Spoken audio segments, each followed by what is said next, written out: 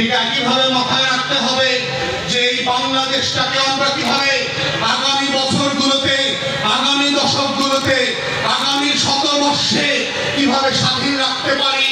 মাথায় রাখতে হবে আজাদির লড়াইতে সফল হওয়ার ইতিহাস যেমন আছে, আজাদি হারিয়ে পরাধীন হওয়ার ইতিহাসও কিন্তু পৃথিবীর মানচিত্রে আছে। বেশি দূরে যেতে হবে না, ভারতের ভিতরে সিকিমের দিকে তাকান, ৭৫ পর্যন্ত তারা কিন্তু স্বাধীন রাষ্ট্র ছিল। হায়দ্রাবাদের দিকে তাকান, শত শত বছর ধরে এই ভারতবর্ষের সবচেয়ে ধনী মহারাজা ছিল। ভূপালের দিকে তাকান, বিহার স্বাধীন রাষ্ট্র ছিল। পাঞ্জাবের দিকে তাকান, স্বাধীন প্রভিন্স ছিল। জুনাগড়ের দিকে তাকান, গোয়ার দিকে তাকান।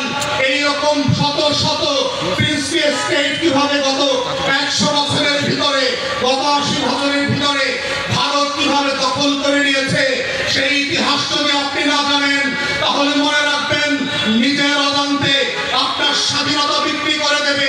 আপনার ভোটে নির্বাচিত এমপি মন্ত্রীরা বিভিন্ন ব্যানারে ব্যানারে আসবে, জাতীয়তাবাদের কথা বলবে, ইসলামী মূল্যবোধের কথা বলবে, আবার আমাদের রাজনীতির বিনির্মাণের কথাও বলবে।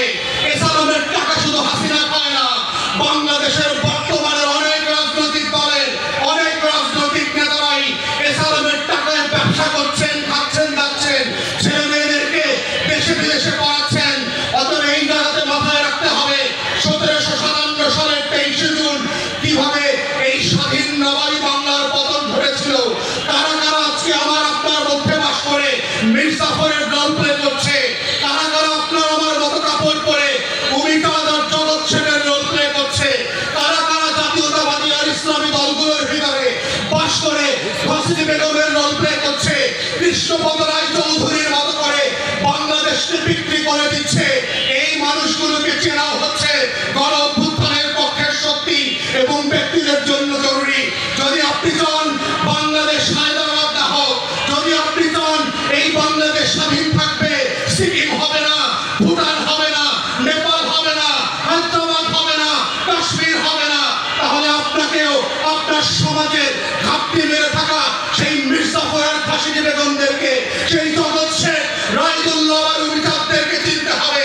কারা কারা কোন দলে, তারা আগামী দিনেও আওয়ামী লীগকে নির্বাচনে চায়, জাতীয় পার্টিকে নির্বাচনে চায়, তার মধ্য দিয়ে এসালামের টাকায় আওয়ামী লীগকে পুনর্বাসন করতে চায়, আমাদের ১৪০০ শহীদের রক্তের সাথে গাদ্দারি করতে চায়, শহীদ সাদের রক্তের সাথে বেঈমানি করতে চায়, মুগ্ধের রক্তের সাথে আবু সাঈদ আল-নাফিয়ানের রক্তের সাথে গাদ্দারি করতে চায়। সেই গাদ্দারদেরকে আপনাকে চিনতে হবে। যদি মনে করে থাকেন নীরবে নিভৃতে বাসায় বসে টিভিতে বসে সোফা দেখবেন আর টক শো দেখবেন, দেখতে দেখতে আজাদির পতাকা হারিয়ে যাবে। ঘুম থেকে উঠে দেখবেন ভিন্ন রঙের কাপড় পরে আপনার পুলিশ, আপনার বিনিয়োগ অন্য দেশের মানুষের হয়ে গান গাইছে। টেলিভিশন খুলে দেখবেন জাতীয় সঙ্গীত পরিবর্তন হয়ে গেছে।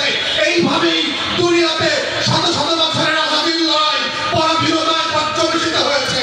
তাই গণ অভ্যুত্থানের পক্ষের শক্তি যারা বাংলাদেশকে ভালোবাসেন, লাল সবুজের পক্ষের মানুষ, আপনাদেরকে মাথায় রাখতে হবে তারা আজকে বিভিন্ন ব্যানারে বিভিন্ন ভাবে আওয়ামী লীগকে ফিরিয়ে আনতে চায়, এসালামের টাকায় জাতীয় পার্টির নির্বাচন করতে চায়। ওরা বাংলাদেশের মানুষ না, ওরা